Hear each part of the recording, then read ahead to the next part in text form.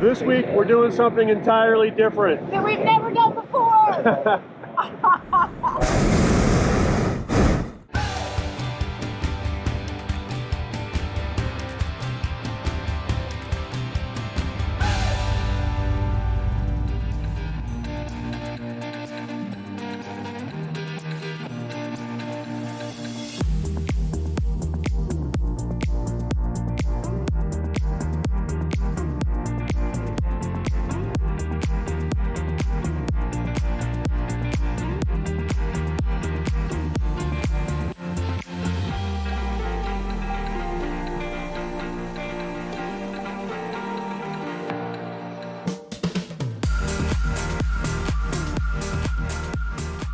We are jumping ahead in our location videos because we wanted to share our time at the Balloon Fiesta with you now so you can start planning.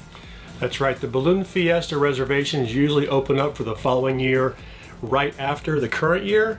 This year they're waiting until January 5th, I believe. Yeah. Keep an eye on that though, because they sell fast. That's why we wanted to get this out right now so you can start planning ahead.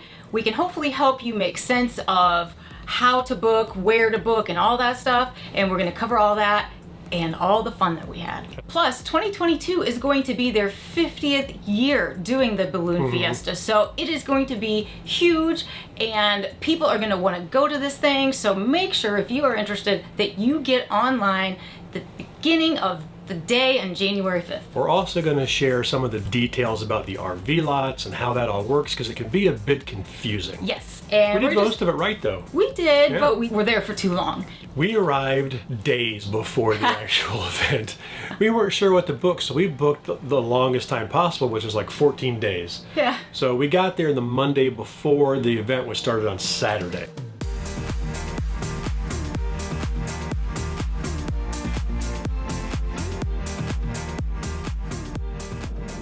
It might be right here, because I think this is the launch field right there.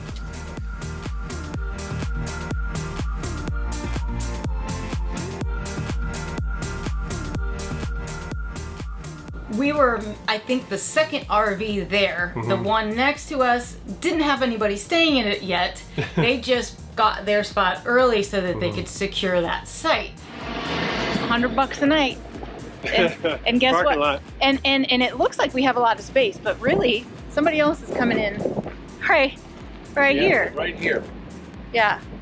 So we had the place nearly to ourselves. The good thing about that was it was peaceful and quiet. But the bad thing is we didn't have hookups here, so yeah, this is all dry camping. This is dry camping for 2 weeks. Yeah, and it's also literally a parking lot. And it's rally parking, so they park everybody really close together. Yes, but that's okay. Daisy liked this time of the week that we were there because she got to go and play on the field, which she loved. It's our first morning. We survived boondocking for one night, which was great. We had 60% this morning. We're going to take our first walk over towards the balloon launch field, which is about 100 yards from our RV. And it's the 28th. Most people are getting here on the 30th.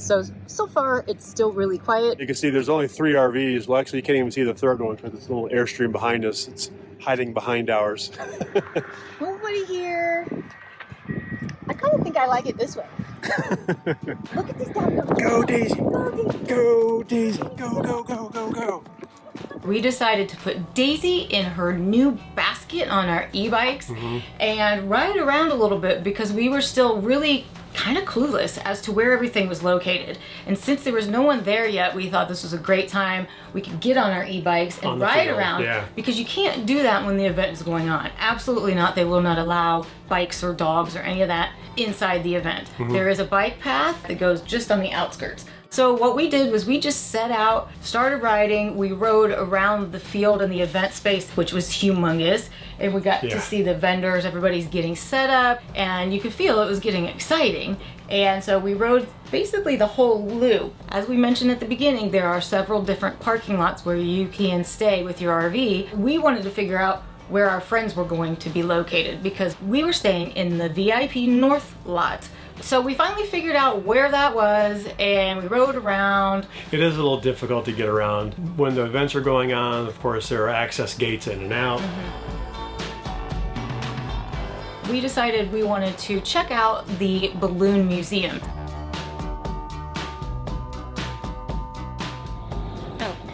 Hi. Would you like to join me? Sure. I was trying to remember the name of the Anderson Abruzzo Albuquerque International Balloon Museum. Nailed it. It's only $6 a person if you're out of state. I think it's even less if you are from New Mexico. But $6 a person, not a big deal. It's a deal. We haven't been in yet, so here's your ticket. This is something that we wanted to make sure we did before everybody starts coming in for the big fiesta tomorrow. Today's Wednesday. Yes. Tomorrow is 29th. supposed to be the big day where everybody really starts to get here. Yeah. So, Let's check it out.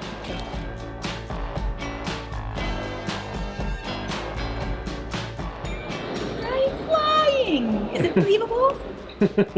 It's pretty neat. It has lots of balloon history, lots of things in there from balloon history. Yeah. And some history of things from Albuquerque. So it was interesting, and I'm happy that we got to go in there before the event started because we had the place almost to ourselves. So that was nice. Showing up a few days early was definitely good for that, for sure. There was a neat children's section in there too. So if you have little ones, I think that they could be really interested in some of the stuff that's going on in there. Hands-on little things to play with. Yeah.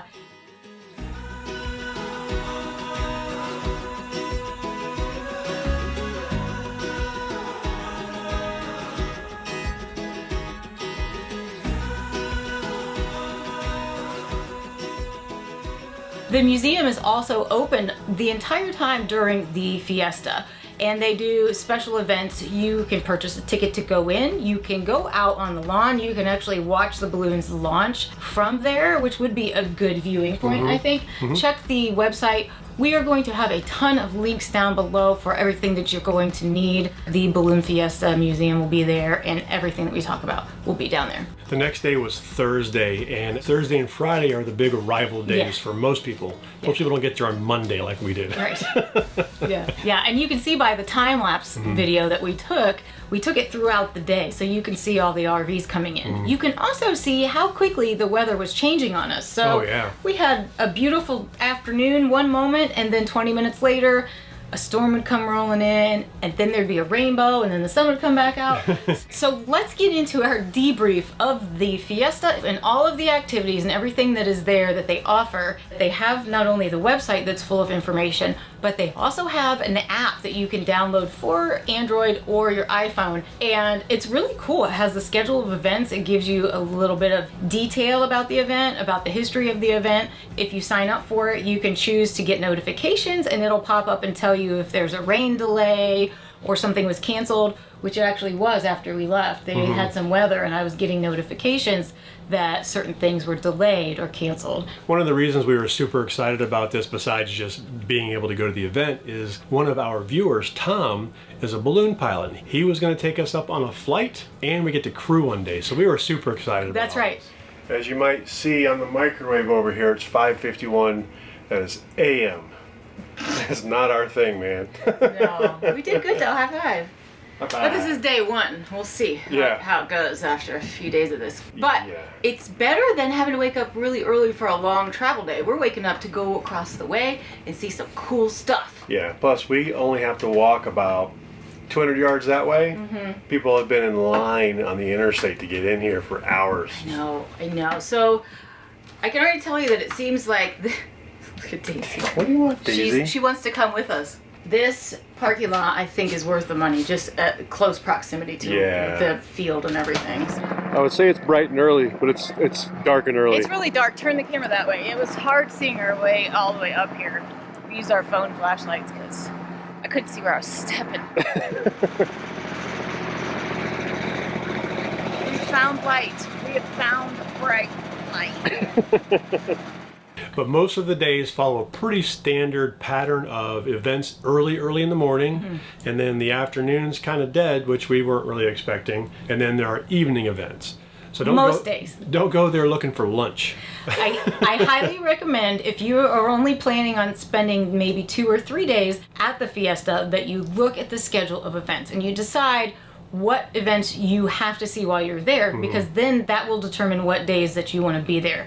I think the weekends, although busier, have the most activities and the most, I think, special events going on. Day one was a Saturday, and every morning starts off with not only a pilot's briefing, but dawn patrol. Yeah, the dawn patrol is really neat. And usually that's between 6 and a dozen balloons that have been designated with special lighting. They actually launch in the dark, and they basically go up and test the wind conditions and all that good stuff. And it's just really neat because they're going up in the dark.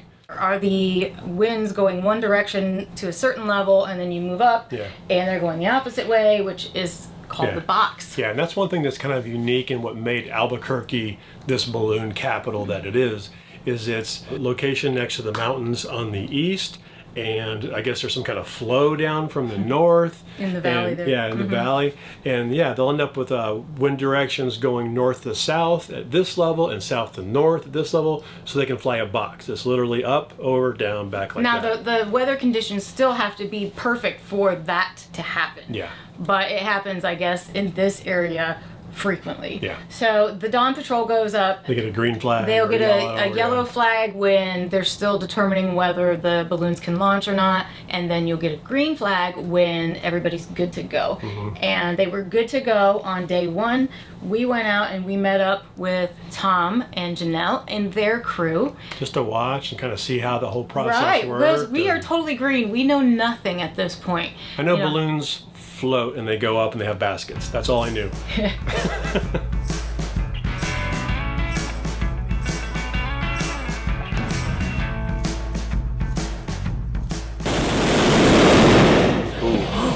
It's exciting. Yeah, it's fun. I like the fire just because I'm cold. The weather in New Mexico typically starts off pretty darn cold in the mornings this time of year. Dress in layers because by midday it's in the 70s and we were pretty stinking hot. So dress in layers and bring, if you're going to be there all day, bring a bag or something to put your layers in so that you're not carrying them around.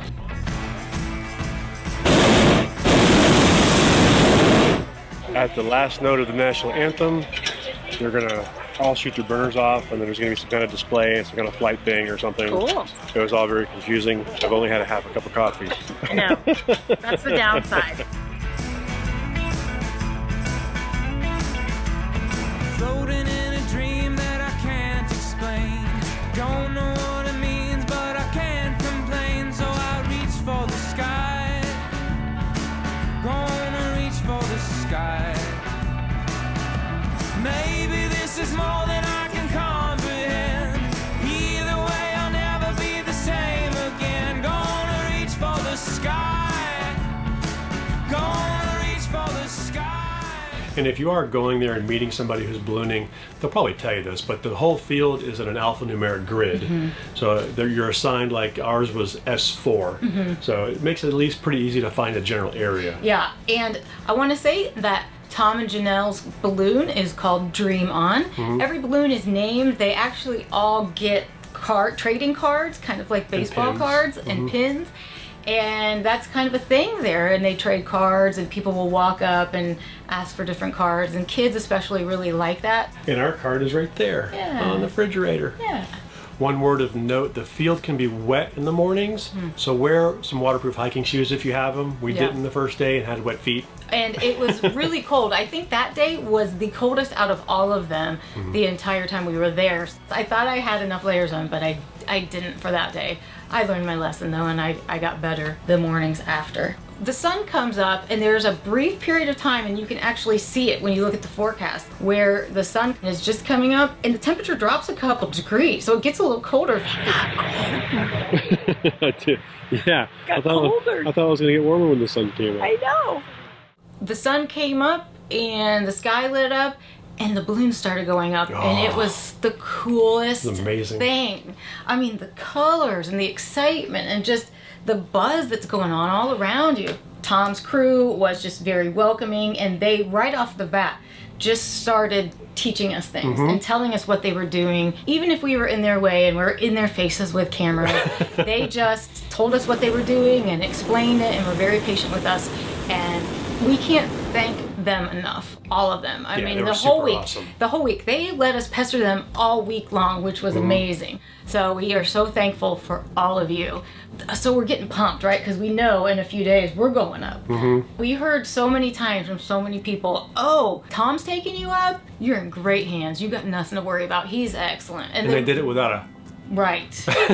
Yeah. We're gonna go higher, higher. We'll rise up now, we're taking it higher, higher. Where the sunlight is the only thing around. Higher, higher. Till the lost our ground, we're gonna go higher, higher. Yeah, we're flying and you know we're never coming down. We stand there. After Dawn Patrol is what's called Mass Ascension, and this is where all the balloons start to fill up, and then they gradually all start to launch. And they do it in a very systematic way. They know what's going on. They do it in rows based on which way the wind is going, so all the downwind balloons launch first and start going that way. Also, they have these people there called zebras in striped referee outfits. Their job is to communicate with each other and say who can launch when, make sure the area downwind of the balloon is clear, and they basically are the traffic cops of the balloons. Yep. Good morning, how are you? Good. Are we getting pretty close here? We are getting close. Okay. That guy right there is just kind of in my way, and then Anyone? Some of them really go all out with their zebra attire. So it seems like chaos when you first get there and you don't know any better, but after you've been around it for a while, it is very organized. Organized chaos. One thing I wasn't really aware of until we got there was the carnival-like atmosphere. There's a lot more to do there after the balloons launch and they're gone. You can walk around. They have tents up with vendors and t-shirts and pins, and I think every 20 or so feet there's a foot-long corn dog option. Yeah. Lots of food options, lots of shopping options. Every day there were different music acts or dancing. There's flamenco dancers.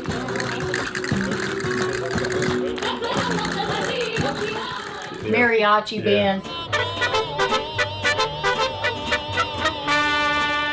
It was very festive, and it was very carnival-like or fair-like when it came to the booths and stuff. They had chainsaw carving things. Yeah, chainsaw carving thing. I'm not sure how that fits in with ballooning, but it's still cool.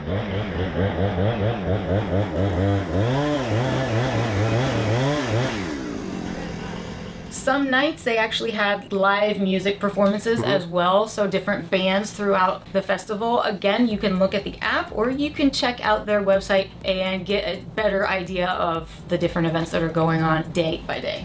So if you're interested in going up in a balloon, call Tom. Here's his number on the screen. Just kidding.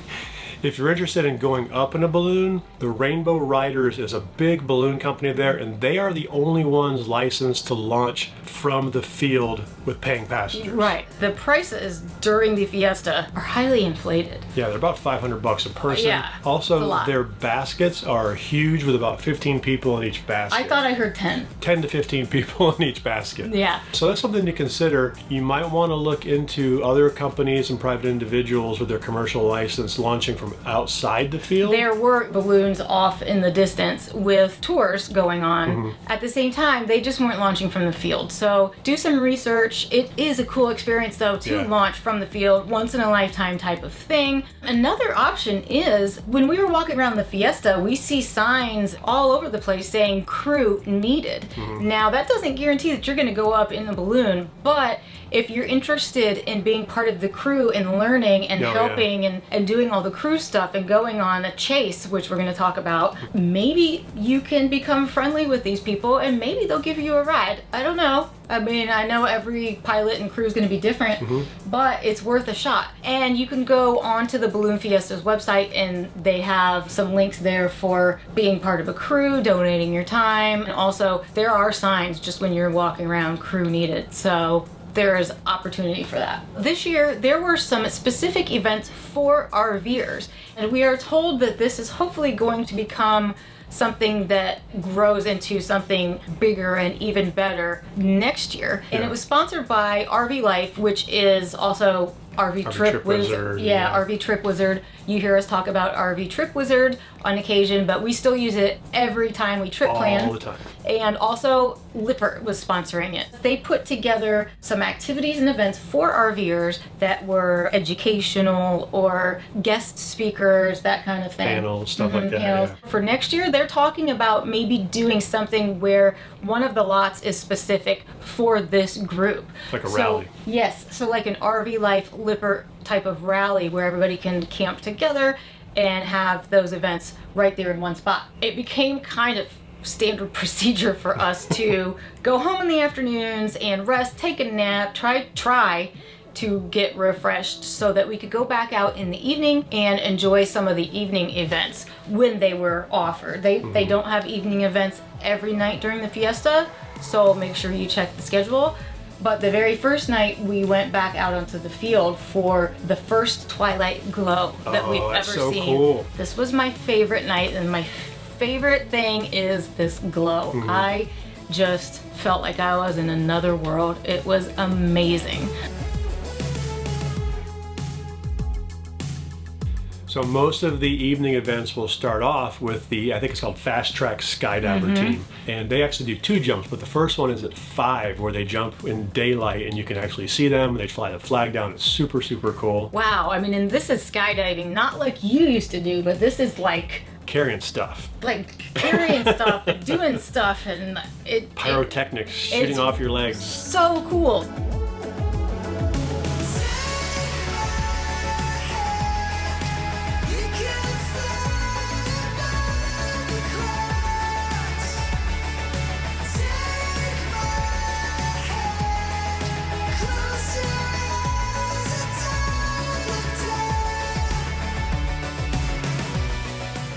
Every evening it started off like that. Of course, you have to wait until it gets to be twilight and darker for the glows to really make an impact. These balloon glows were invented in Albuquerque in 1979 when local pilots inflated balloons on Christmas Eve night as a thank you to the local residents. It was sort of to symbolize giant holiday ornaments, and it's become a tradition ever since. And wow, what a cool tradition. They don't launch. They all stay Yeah, they're tethered to the ground. They're all on the ground with their balloons filled. Yes. Yeah.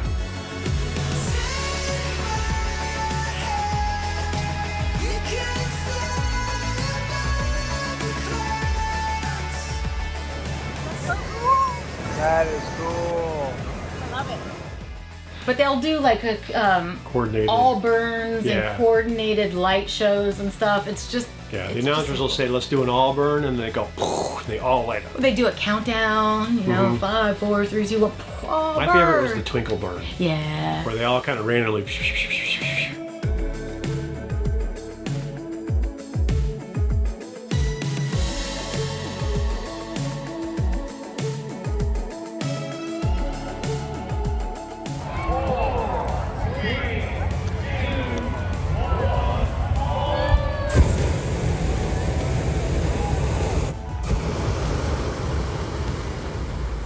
You guys, I know that you're watching this right now and it looks pretty cool on video, but man, nothing can show you how cool it is unless you are there and you're in it. I truly got choked up at the first twinkle glow because it was just breathtaking. Unlike anything I've ever seen before. Yeah, it was very cool. Then the Fast Track Skydivers come back at night with pyrotechnics. They shoot fireworks off their bodies. It's like bottle rockets right out of their They butt. shoot fireworks off their person. Yeah, Like, I've seen what? I've seen pretty good skydiver pyrotechnics before, but this was just like Yeah. stuff I shooting mean, off, flares. the coolest. Oh, and they're wearing glowing suits. Oh yeah. It's like, it's the coolest thing. And speaking of fireworks,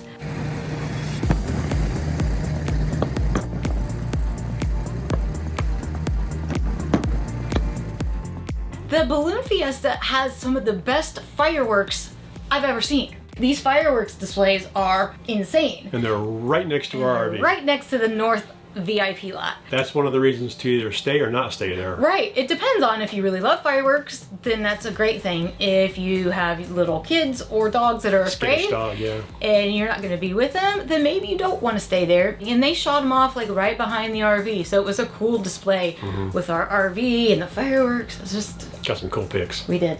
Speaking of the VIP North lot, let's try to give you guys a little bit of info on the different lots that are there and where they are. The ones that we know for sure are VIP North, VIP East, VIP West, South, The President's Compound. and the President's Compound. Those Yeah. are 5. So let us know if we're missing any others.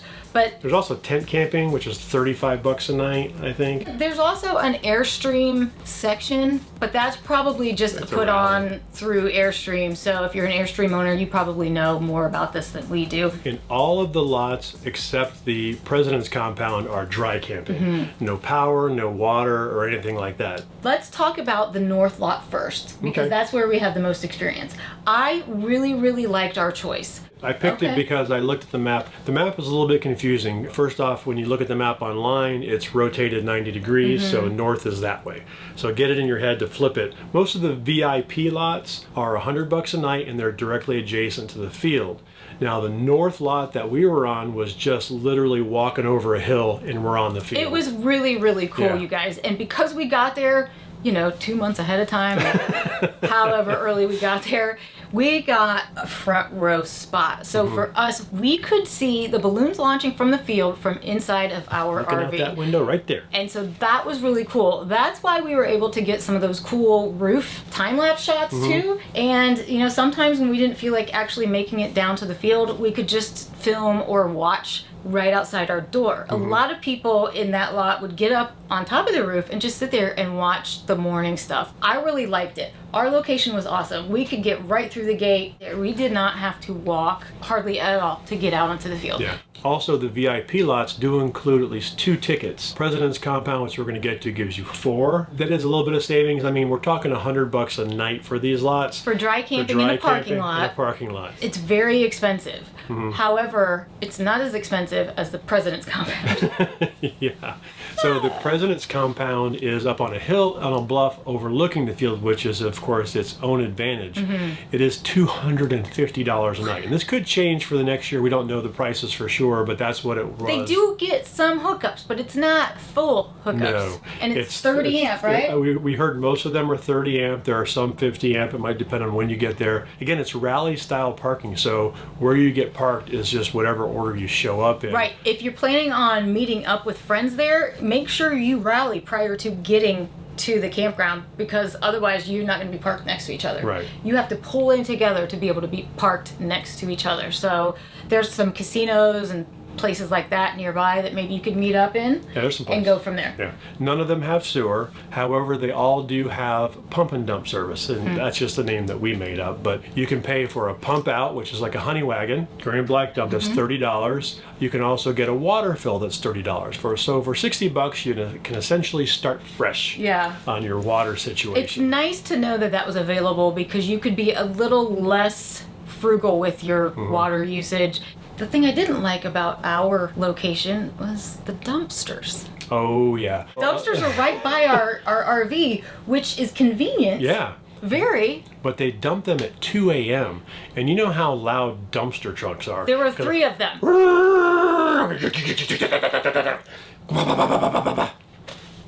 Daisy.